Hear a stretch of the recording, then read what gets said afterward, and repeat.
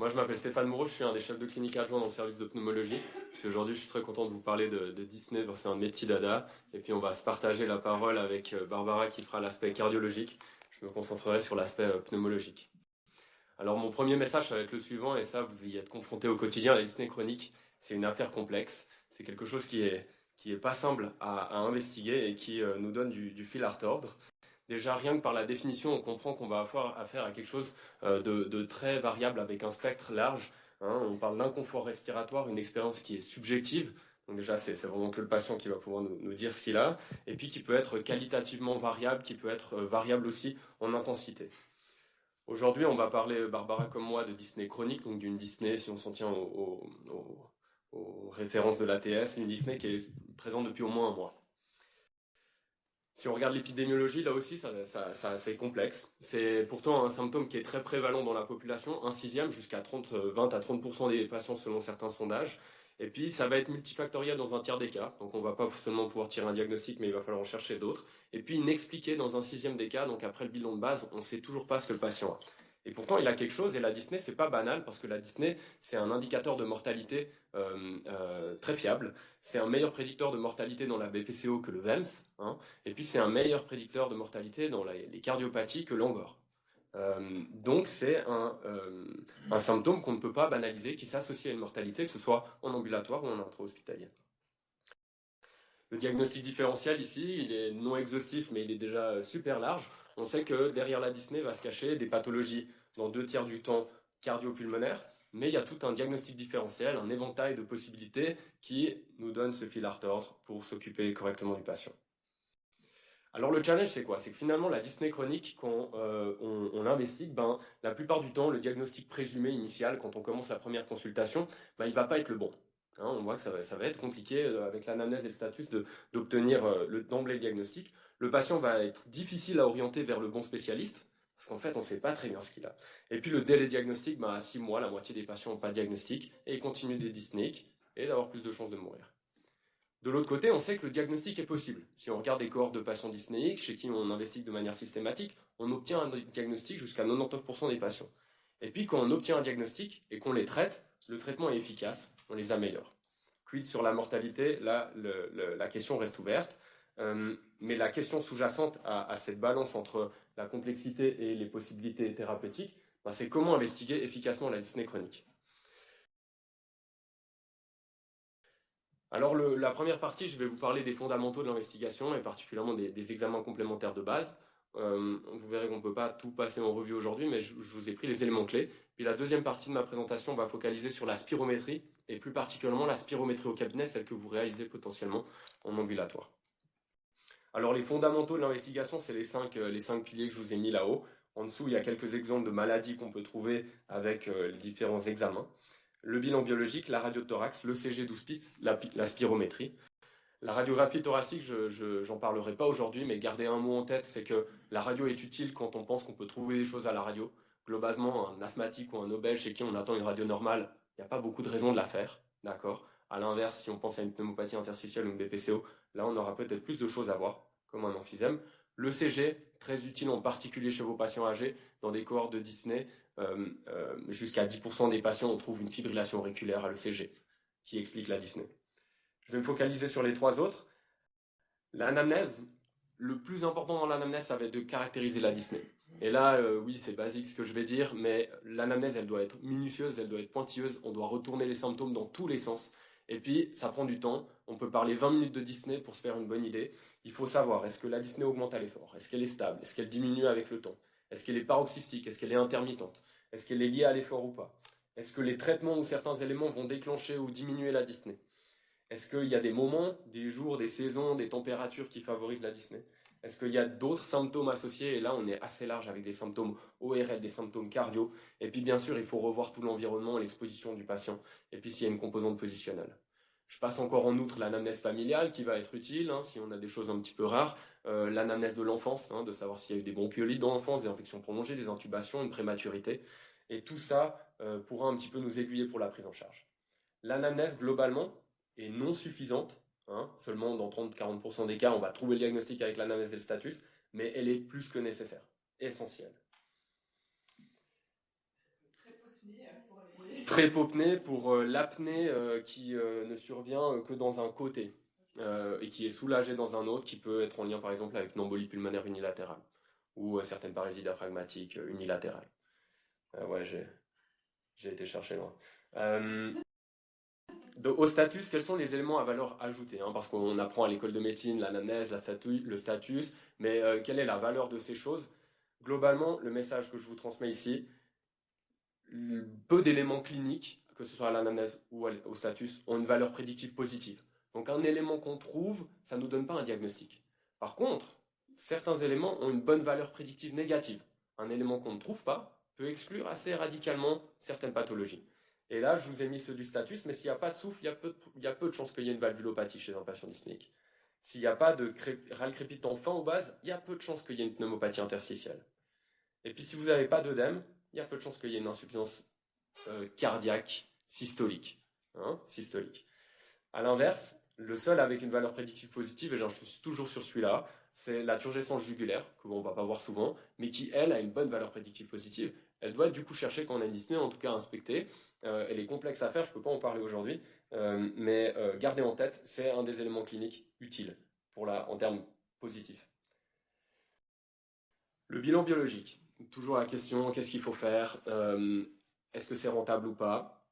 Ici, dans le tableau, vous avez sur la gauche les biomarqueurs qui sont proposés par les auteurs qui traitent de la dyspnée inexpliquée. Les diagnostics qu'on va pouvoir associer avec ces biomarqueurs potentiellement. Et puis là, j'ai un peu référencé l'utilité clinique. Je vous ai mis en rouge les chiffres de rentabilité. Vous voyez qu'on est entre 0 et 4%. Donc vous allez faire beaucoup de labos pour ces patients dyspnéiques. Vous allez rarement obtenir un diagnostic.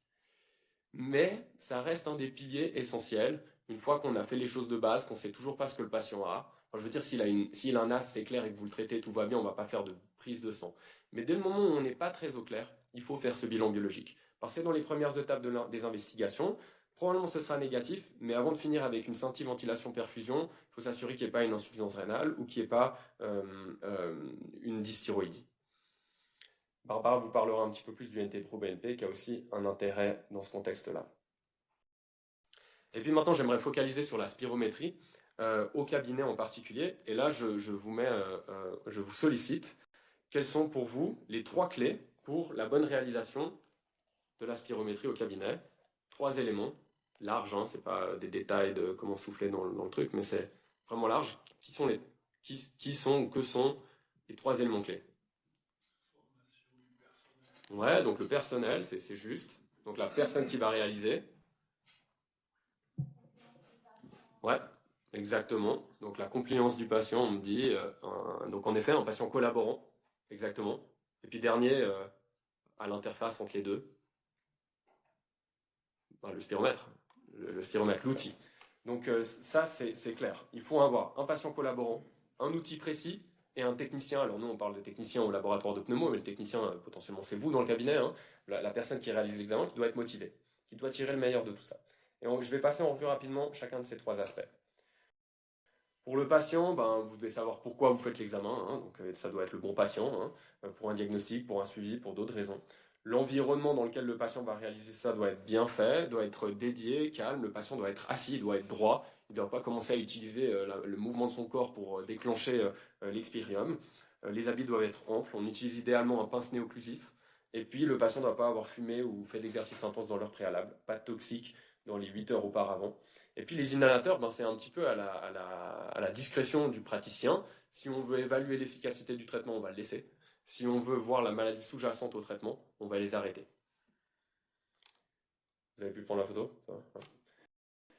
L'outil. Alors j'ai un peu demandé aux collègues à Sujita et aux collègues d'Unisanté quelles sont les machines que vous avez en cabinet. Bon, on m'a parlé de celles-ci. Elles sont très bien. Disons pour des machines ambulatoires chez le généraliste, elles répondent un peu aux critères que je vous ai mis sur la droite. Et puis, c'est des critères que vous pouvez utiliser pour vérifier si le spiromètre que vous avez est un peu conforme à la pratique et aux recommandations ATS. Donc, il y a la certification ISO. On peut obtenir un VEMS, mais pas seulement, une CVF. Et c'est important, on verra après qu'un VEMS tout seul, c'est bien, mais c'est pas suffisant. Et puis, il vous donne les valeurs en valeur du prédit, en LLN, en Z-score, qui est en train gentiment de supplanter le LLN. Et puis, cette machine, sur 4 ans en tout cas, reste calibrée, ne nécessite pas de maintenance particulière. Donc, elle a de bons avantages. Elle peut être soit avec un device complet je ne suis pas de l'industrie, hein, mais de ce que j'ai vu, elle peut être soit un device complet, soit juste le spiromètre qui est connecté à l'ordinateur avec le logiciel. Encore sur leur site, si vous vous questionnez sur comment réaliser, il y a même des vidéos de formation de 20 minutes sur comment faire une bonne spirométrie. On va en parler. Troisième pilier, le technicien, la technicienne, vous, il doit savoir faire, donc soit avec une formation auprès de la ligue pulmonaire, soit aussi avec de la formation continue. C'est des gens qui doivent être au clair sur les méthodes de réalisation. On peut aussi lire les recommandations de l'ATS pour savoir comment faire. Et puis il faut donner des consignes claires et des encouragements francs. C'est-à-dire qu'il faut tirer le 100% du patient. Parce que s'il fait à moitié son souffle, s'il ne va pas au bout des choses, on n'a pas les bons chiffres. Donc ça va être crucial de le pousser dans ses retranchements, comme dans un test d'effort, mais la spirométrie, on doit obtenir le meilleur. Et pour ça, vous voyez les mots-clés, ils reviennent texto dans les recommandations de l'ATS, c'est de pousser le patient, encore, pousser, encore, expirer. Et finalement, le technicien, c'est aussi le gardien de la qualité. Et nous, on trouve ça très précieux en pneumologie, c'est quand ils viennent vers nous, ils disent, écoutez, le patient, il n'a pas collaboré, la courbe, elle est ok, mais franchement, il n'était pas bien, il ne comprenait pas, il y a une barrière de la langue, et là, on met en perspective un peu les chiffres. La spirométrie, en conclusion, en pratique, volume courant, expiration complète au volume résiduel, une inspiration maximale, première étape, le plus profond possible, puis après une expiration maximale qui doit être explosive, qui doit être prolongée. Explosive, c'est la partie orange, prolongée, c'est la partie verte pour l'obtention du CVF. Puis après, ce qu'on ne voit pas sur mon graphique, c'est qu'on refait une inspiration profonde après. On répète à 3 reprises et ça doit être environ, il doit y avoir une variabilité de moins de 150 millilitres entre les mesures. On prend la meilleure mesure. Premier exemple, une spirométrie. Je vous aide, mais la courbe à gauche, elle est plutôt élégante. Quel est le diagnostic? Alors, qu'est-ce que vous regardez en premier?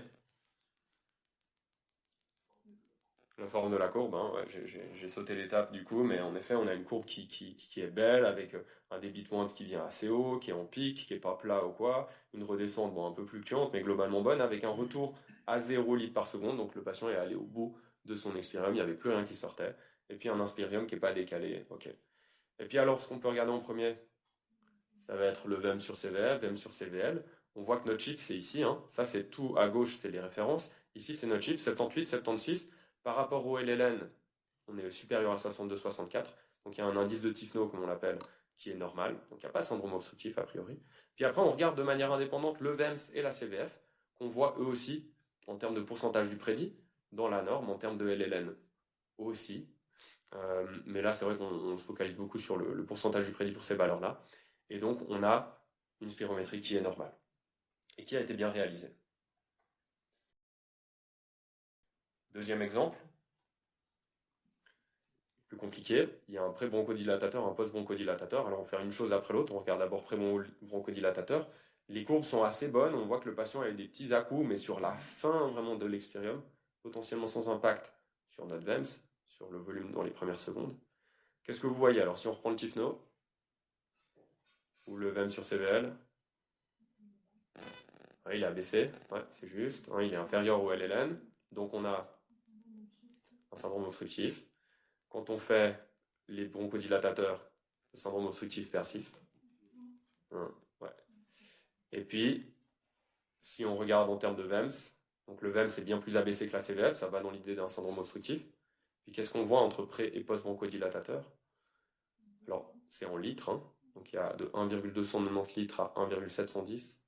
Donc ça augmente de 420 millilitres, ce qui est majeur. Et puis plus 15%, ça c'est ce que la machine nous donne. Donc on a en tout cas une réversibilité.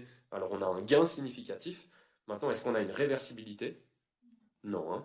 Donc après bronchodilatateur, le syndrome obstructif persiste. Donc ça peut être quoi? Ça peut être une BPCO alors qu'il serait non traité, sinon on traite mal. Puis ça peut être un asthme qui s'est fixé avec le temps. Voilà.